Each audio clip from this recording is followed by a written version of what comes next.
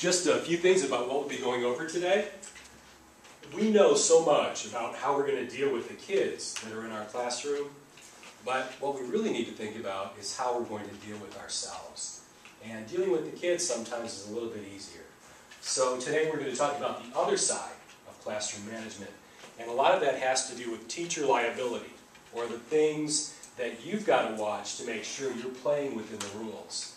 We'll also talk about child abuse reporting in the state of Florida, like many other states. You are a mandatory reporter, and we'll talk about what that means. We'll talk about some laws related to classroom activities that teachers do all the time. Very often you're actually breaking the law, some of the things that teachers do routinely, so we'll talk about what those are. We'll look at our final two management simulations. You've already completed these, the evals for today, and then obviously your classroom management plans are due today, and by that, not only a hard copy for me, but also the copy that you're uploading to Lime. If you haven't done that already, please do that sometime later today. So let's start with the drama. Now you'll recall, last time we met last week, we saw some excellent acting in the classroom as students were doing their simulations and their presentations. So I've asked 3 members of that group to perform a little bit of a role play for us today. And while they're performing this little role play, I'm going to sort of narrate so you'll know what the scene is and where things are happening. And watch it carefully because there'll be some questions for you afterwards. So the first scene actually takes place in the hallway outside of the 5th grade classroom. And it's a conversation between Summer and Sean, right in front of the board. Very good. What have you been doing? Nothing. You're my boyfriend, and I've seen you looking at all these other girls. What are you talking about? I've seen you, and if I see you do it again, I'm going to scratch your eyes out. What? No. I will. For me? I'm gonna scratch them out, yes. No. They're supposed to be for me only, not anybody else. I haven't done that. I promise. We have not, because I'll scratch them out. Okay, so that was a little confrontation that we saw in the hallway. And now we have Mrs. Hurst, who's just about to start class, and in walks Sean to speak to Mrs. Hurst. All right, class, so today we're going to... Yes? Summer, she's gonna scratch my eyes out. Summer? Summer. Do you not see the halo around Summer? Summer's so sweet. Summer's like this tall to you. She can't even reach your eyes. Do what? She can't reach your eyes to scratch them out. She's gonna scratch them out. I need you to man up, okay? Look at her. She's glowing. Blonde hair, blue eyes. I mean, she's a princess. There's no way. No.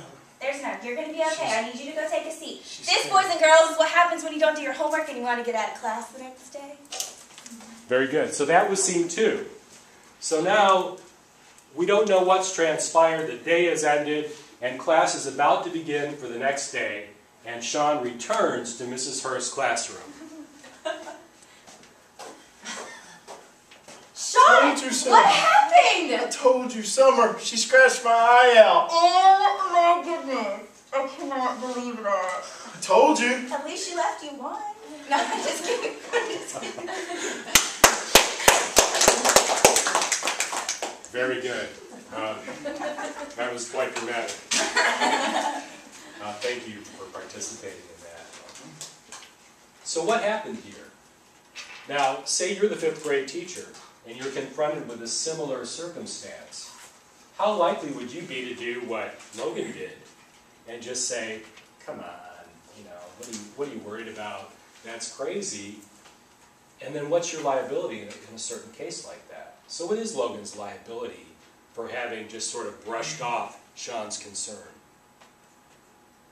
Hands. I'm looking for it. Nicole. Oh, okay.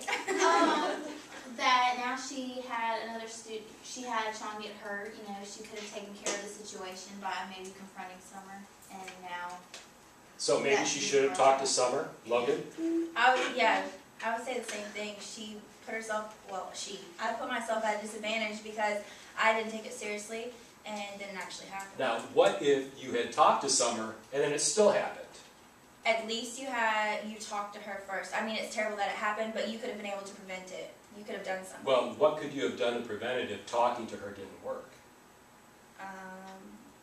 But talking to both of them, or a conference, or... Anytime. You know, it's funny because we think when it's between a girl and a boy that it's probably just going to be a silly thing that blows over.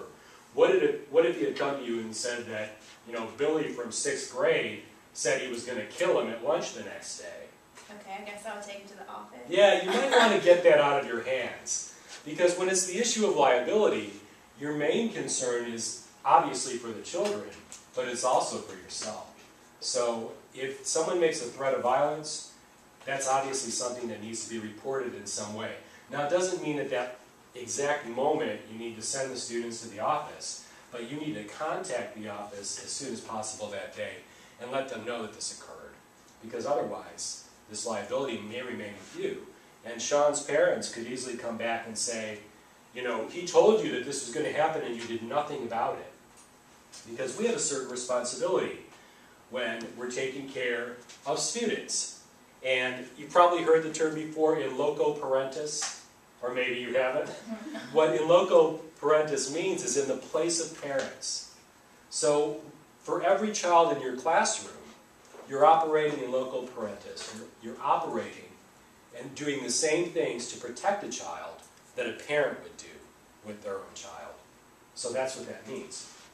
Now, there are certain issues of liability that exist. The first one is called agency theory.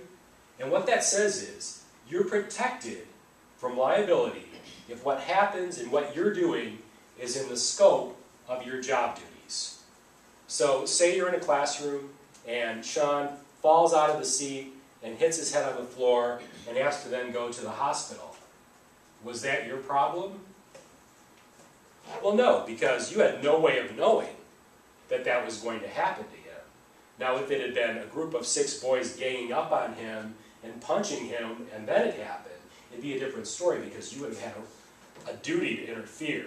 So that's an important thing too. So if you're operating within the scope of what's expected of a classroom teacher, then you're not liable for incidents that may occur in that classroom. What if Summer took her pen and stabbed Dory in the back with it? Are you responsible for that happening in your classroom? You must have an opinion. It would be hard because we wouldn't see it. It's not something we're going to see coming. You couldn't predict that. So you wouldn't be responsible for that incident taking place unless you knew that Summer was a maniac and that she'd done it several times before. And then you'd be responsible to put her somewhere away where she couldn't hurt other people. But acts that occur without any warning are certainly not the responsibility of a classroom teacher. It reminds me of a story of when I was teaching high school, and there was somebody who taught on my grade level. And in my entire career, there have been probably 3 people I didn't get along with.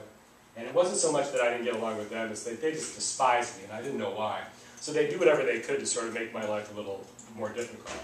Well, one of these people actually decided that she needed to go get some coffee during her 10th grade class. And the teacher's lounge was probably down 3 different hallways, so it may have taken her about 5 minutes to go and take care of that. Well, while she was gone, a student had a seizure, an epileptic seizure, a grand mal seizure in her classroom. Now, she wasn't there to sort of direct students as to what to do, so one of the other students actually took like a pencil or some hard object and put it in their mouth while the kid was clenching, which is a terrible thing to do. So there was all sorts of splintering and damage to the teeth from this event taking place. And of course, it was pretty much over, and the kid was just sort of unconscious by the time that she returned with her coffee. So, was she responsible, or was she liable for the damage that took place to that child's mouth while she was not there? Well, probably, because she would have stopped people. I would think most teachers would know, don't stick anything in someone's mouth when they're having a seizure, because they can certainly do some serious damage. Now, is she responsible that the child had a seizure? Well, no. But a teacher, every teacher, is required to be with their students or have someone else keeping an eye on their students at all times. And it doesn't matter if they're 5 years old or 15 years old. In fact, sometimes it's more dangerous if they're 15. So you can never leave your children unattended. So that's agency theory, what that means. Now, what's your scope of duty? You've got to act as a reasonable person would act in similar circumstances. So a reasonable person would not bail on their students and go get some coffee and maybe be gone 5 minutes and leave them unattended. You've got to follow the policies and procedures of the school. So if you decide to do something that's not a policy or procedure of the school, you may be opening yourself up to liability. The law does not expect you to prevent anything that's unforeseen. So just like with Sean falling out of his seat onto the floor, maybe Christy would hit her head or accidentally while she was feverishly writing, get a blister. Those things you're not responsible for. They're unforeseen events. Just as if you're teaching your class and a parent comes in and grabs their kid and takes off. Well, you had no way of knowing that was going to occur. So how could you be responsible at that point? Which is why many schools have locked door policies. I can tell you the schools that do and the schools that don't from being in them every day. And I can tell you the teachers that break the rule by putting something small near the door at the bottom. It's not a wise thing to do. Because if that were to happen, and you were one of those teachers that put something small near the bottom so the door was still openable, you would have liability for that sort of issue. So there are things outside the scope of duty. One of them is called frolic. And what frolic means is you go to get some coffee. So you took off, and then something happened. You were doing something fun, not paying attention. Say someone brought their pictures from their summer vacation, and you're just oohing and eyeing at their pictures while 2 kids are being beat up in the back of your room. You would be liable, because frolic means you're not paying attention to what's taking place. It's a negligent act. And then intentional torts. If you intentionally do something to a child, obviously that's outside the scope of your duty and you're liable for it.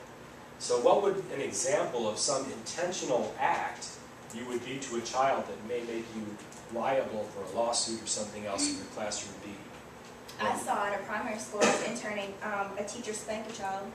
Okay, now, we'll talk about corporal punishment in a little while. It's not illegal. Well, it wasn't spank as much as it was like a slap, like, don't do that. Oh, so smack a child. Not necessarily an organized punishment, Right. but a punishment in anger. He was getting out of line and she Just smacked smacked him back in. Right.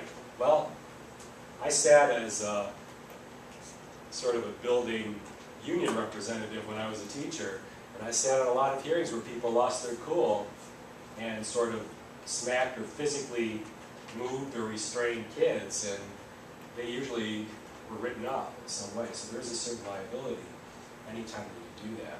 What are some other things a teacher might do that would be considered an intentional wrongdoing? Give them bad grades. Oh, excellent, excellent answer. To give student a grade based on whether you like them or not, or like their mother or not, or didn't like their cousin, or their dad used to date you, any of those things. That would be an intentional wrongdoing. What else? Snatching a kid. Snatching a kid? Like just grabbing them up? Like, if they got out of line, wasn't listening, like snatch them back in line. Right. Pulling kids back in line. Happens a lot. I see it in a lot of the hallways, and so do you. Don't do it. Don't do it. So there are a lot of different types of torts. So all sorts of torts. And really the definition of tort is just an act of wrongdoing, usually civil wrongdoing. Usually not a criminal thing. But there are ways, and so this is teacher in prison picture, which is a good illustration for you. So here are the different types of torts. We talked just a moment ago about an intentional tort. And there are some other intentional torts that can get you in trouble. And when we look at false imprisonment, that's one of them. Assault or battery. And in a moment, we're going to take a look at 2 specific real cases of incidents that happened that were actual torts. Teachers can be accused of assault and battery by putting their hands on children, which doesn't mean you can never touch children. but you have to be very careful about what you do. False imprisonment is another intentional tort. So let me give you one example and you can come up with some others. Little Joey has been misbehaving all morning, so the closet has a window, so it's okay to put little Joey in the closet. He can still see out and I can still see in.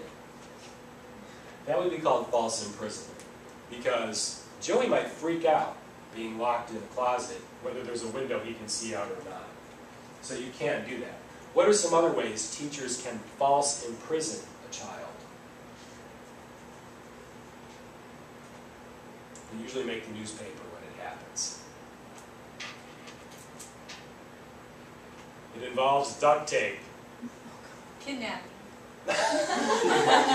You're not going to like your students that much that you want to take them home. Duct tape. What would a teacher do with duct tape? Restraining a child. Pardon me? Restraining a child. Restraining a child. So there have been incidents where teachers will duct tape a child's feet to a desk or his hands to a desk. Absolutely. In Now, some states it's legal. well, there are certain restraints that are legal. Usually they don't involve duct tape. Yeah. And usually it's got to be a documented case where the student's not going to harm himself or others. But if you just are tired of, say Jessica has just been a real pain today and she won't sit still and she's all over the place and you tape her to her desk, that's false imprisonment, and I think your career is going to be very short. Defamation happens in schools quite a bit, and it often is not defamation against the student, it's defamation against a coworker or principal. So, if Jessica goes up to Emily and she says, you know, I really think you're a rotten teacher, and I see the way you talk to those kids, and it's despicable, is that defamation? No, it's not. Why is it not defamation? Because she's telling her how she feels. Yeah, she's just sharing that with her about how she feels about her. Now, it might not be a very pleasant conversation, but it's not defamation. What makes it defamation? If Jessica come and told me what she thought. Right. If she came and told you something about her that was not true, or not necessarily true, or started spreading it around. Now, defamation can be written, or it can be oral. If we have oral defamation, what's it called? Slander. Very good. You should have gone to law school. Not that you're not going to be great teachers. What about if it's written? Say you write on your Facebook page that Reagan beat this child on the playground and made him cry and she should be in jail. You write that on your Facebook page. What's that called? It's written. So it's not slander, it's libel. You've heard the word libel before? That was a libelous statement? Yeah, so if it's in writing, it's libel. So you've got to avoid that. And all of the incidents I've seen and the ones that came before the union were teacher on teacher or teacher on principal. Didn't really have much to do with the kids. So you can get in trouble by talking about a child in a negative way to a third party. Don't ever do it. You won't like people that do it, so it's not something that you want to do yourself. Outright negligence, not being there, not paying attention to what you're doing, sitting and writing your memoirs while the class is doing whatever they're doing, that's all negligence. Breach of duty, doing something outside the scope of your duty. We've had incidents in the past, never anymore, thank God, where cooperating teachers say, well, you're here, I got to go up to Walmart and get my pictures I dropped off. That would be a breach of duty, because you are not, as an intern, allowed to be left with your students unless a number of things. You're a certified sub in the district, people are notified, all these things. So that can't happen. Corporal punishment. How many of you are in classrooms where you've witnessed corporal punishment in your classroom? You probably won't, and that's a good thing. You shouldn't partake in it yourself. Very often, schools will do it, but it's done by an administrator. and that administrator always has someone standing by, which is a good thing, because as a teacher, you don't want your life to be associated with pain or threats, so avoid that completely. And then search and seizure.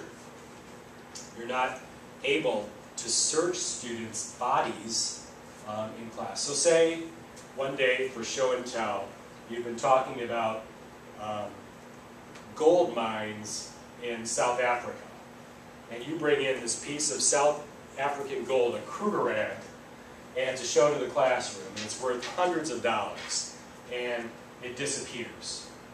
And no one's left your room, so there are 18 suspects. Can you start making your kids remove their clothing? Can you frisk the children? No, you cannot. First of all, you should be ashamed of yourself for bringing a valuable item to the classroom, because you really shouldn't do things like that. But you need to not do any sorts of searching the children or frisking them. Yes? I have a question, and this has happened in a class. So-and-so says he took my whatever and put it in his book bag. Are you able to look in that child's book bag, or you just, no? You know, what I would say when it comes to search and seizure, every school has an administrator. Many schools here have security people that actually work for the sheriff's department. That's who you would contact. Okay. Don't get involved in putting yourself in a place where you're liable, because you're not expected to know every law that exists, where the sheriff would probably have a better idea of what was what they were able to do with that case. So before we do the little role-playing things that we're going to talk about, let's just remind ourselves what due process is. Now, you're going to learn a lot more about this in 428, but it's important before you go into a classroom, because 428 you take with your final internship, that you sort of have an idea what this is. Anything that happens to you as a teacher, the district has to give you what's called due process under the law, which means they have to support you in some way and give you the opportunity to plead your case and state what happened. And there are two different kinds of due process. The first is substantive, and what that means is you have the right to be protected against arbitrary decision-making. I know in another class, I showed this little video. This student teacher, this teacher, went to Europe, and while she was in Europe, she went to the Guinness factory, and they took pictures of her having a beer, and she posted one of them on her Facebook page, and then the district suspended her because a parent saw her with a beer, even though she was in her 20s, well beyond the drinking age. Well, she got her job back because she wasn't given due process, and that was a very arbitrary decision. There's no law that says you can't have a Facebook page showing a legal adult having a legal beverage. So it was an arbitrary decision. So she had the right to due process. There is also procedural due process, which means once you're in a procedure where you're pleading due process, or you have to be given due process, every step of the way has to be sort of guaranteed by rules, and those rules have to be followed. So now that you have this sort of overview of what a tort is and what things are, let's take a look at two real examples from the last 10 years, and then I'm going to have you briefly talk in pairs about what those examples are.